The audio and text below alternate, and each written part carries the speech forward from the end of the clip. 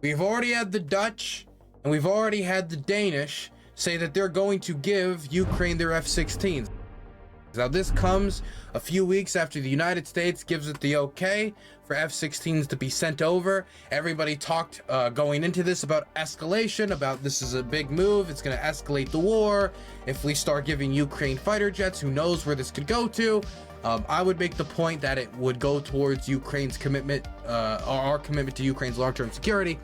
But so far, it's mostly been the Russians kind of saying the same thing they usually do. Anytime a weapon system or something sent to the Ukrainians is them saying that it will prolong the war. I mean, they could end the war anytime if they, left. A bunch of complaints, but not much of a response. Currently, the number of jets that are being sent over sits between kind of like a 50 to 70. I'm looking at that range. I think Zelensky recently said 62 as of today.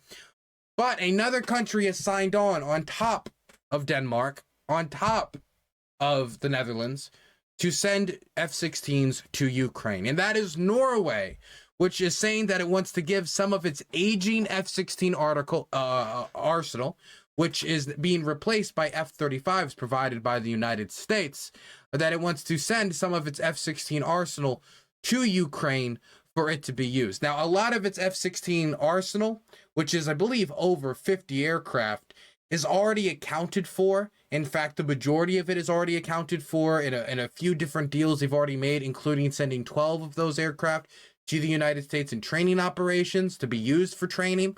Whether or not that's going to actually go through or they're going to pull back on that deal, we don't know. But some of them have already been accounted for in other locations. Done deal. And the Norwegians have yet to announce how many aircraft they're going to be sending over. But you can expect probably on the low end, maybe like 10 to 12. Many of them might be scrapped for spare parts because some of these aircraft are like more than 30, 40, 50 years old. Let's read a little bit of the article. Norway will donate U.S.-made F-16s combat aircraft to Ukraine, the Norwegian Prime Minister announced during a visit to Kiev on Thursday, joining an effort led by the Netherlands and Denmark. F-16s have been on Ukraine's wish list for a long time because of their destructive power and global availability. The fighter jet is equipped with a 20mm cannon and can carry bombs, rockets, and missiles. We are planning to donate Norwegian F-16 fighter jets to Ukraine and will provide further details about the donation, numbers, and time frame for delivery in due course, Norway's Prime Minister Jonas Gahr Støre said in a statement. Støre met Ukrainian President Volodymyr Zelensky in Kiev earlier on Thursday and announced donations of anti-aircraft missiles and other equipment. The donation of these F-16 jets will significantly strengthen Ukraine's military capabilities. Many NATO allies have F-16s, originally designed in the 1970s, making it easier to find spare parts compared with the Russian planes currently used by Ukraine, like the MiG fighter jets. Last year, the Norwegian Air Force retired its fleet of 57 F-16s and later agreed to sell 32 of them. So these 32 are already accounted for. It's a done deal. 32 of them to NATO ally Romania in what Støre has said was a fixed and settled deal. So they're not going to be able to reel those in, even though those 32 aircraft would be very useful to the Ukrainians.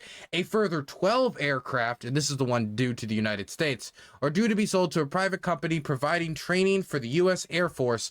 Although this deal has yet to receive final approval, and some analysts have said these jets could be suitable for donation to Ukraine. Of the remaining 13 F-16s, the Norwegian Defense Ministry said last year many were too costly or hard to repair and might be placed in a museum, used for parts, or sent for scrapping. Even if they're used for parts, those parts could be useful to Ukraine. Norway has replaced its F-16s with a successor model of F-35. Okay. So we don't know exactly how many are going to be sent over. We've got 13 remaining F-16s. You might be able to get the 12 that are going to be sent to the U.S. for training on top of that, according to some analysts. We don't know that for sure.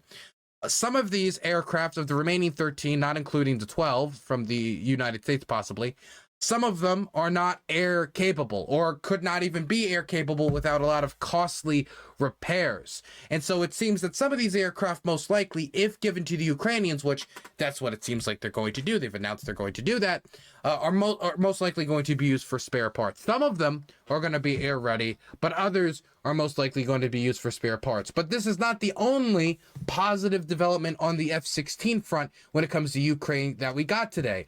Another positive development, well, actually two more positive developments. The first one, and this one isn't going to give too much mention, is that Portugal has also signed on to help train Ukrainian Air Force pilots, which is great.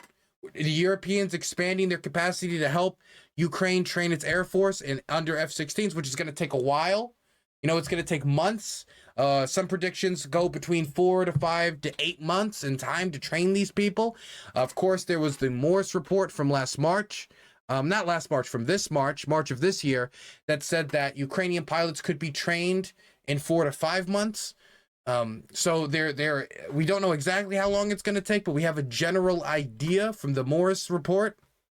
But having more countries training Ukrainian pilots on F-16s mean more pilots piloting F-16s faster.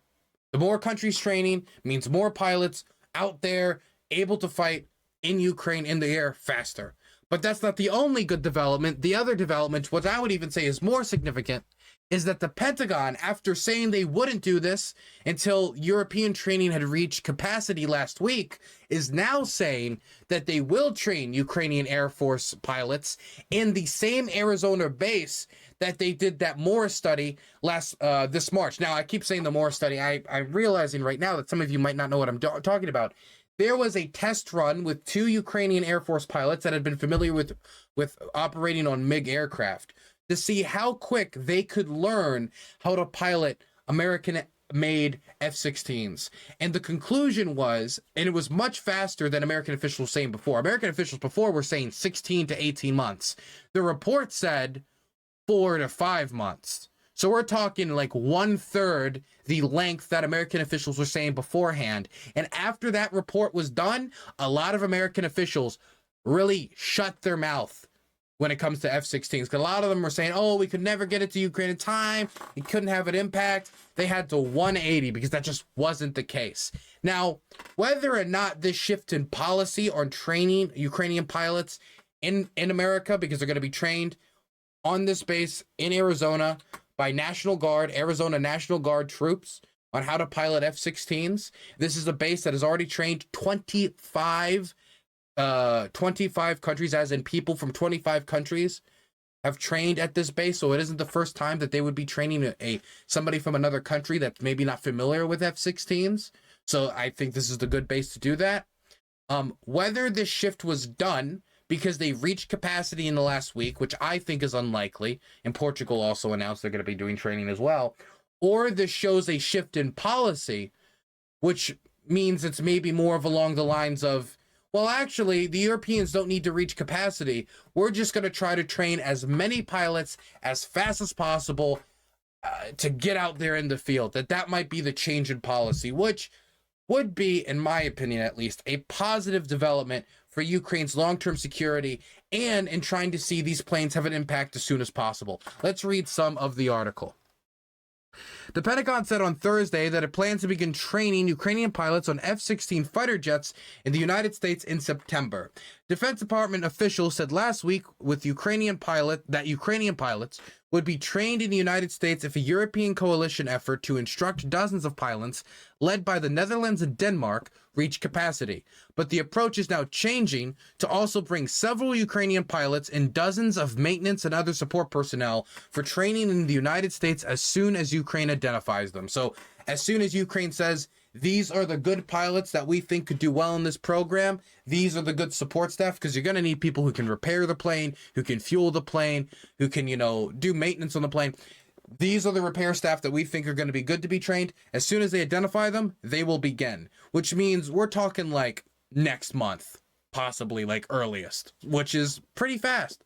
Defense Department officials said last week that or I already read that 1 second. But the approach is now changing to also bring several Ukrainian pilots and dozens of maintenance and other support personnel for training in the United States as soon as Ukraine identifies them, said Brigadier General Patrick S. Ryder and the Pentagon spokesperson. We want to do everything we can to help this effort move along as quickly as possible in support of Ukraine. The decision was announced Thursday, timed to Ukraine's Independence Day. But it will be months at least before the F-16s are sent to battle. It was only last Thursday that a U.S. official said the Biden administration would allow allies to send the American-designed jets to Ukraine. We are shifting our policy on F-16 so quickly. 1 week, we hadn't even approved. Until a week ago, we hadn't even approved F-16s to be sent over. Now we've approved F-16s to be sent over. Then we were saying that we weren't going to train them in the United States. But then a week later, now we're training them in the United States. Honestly, if this type of momentum is continued, and I can't guarantee that because they could come to the determination that this was, in a way, an Independence Day gift, and this is our contribution to Ukraine's defense. But I could see if this type of momentum continues and there's so little, Russian response, they might just not have much to respond with. I don't know how long it is until it's not only the Danish and the Dutch and the Norwegians sending over F-16s, and hopefully soon other European powers, but it's also us sending our old F-16s to Ukraine.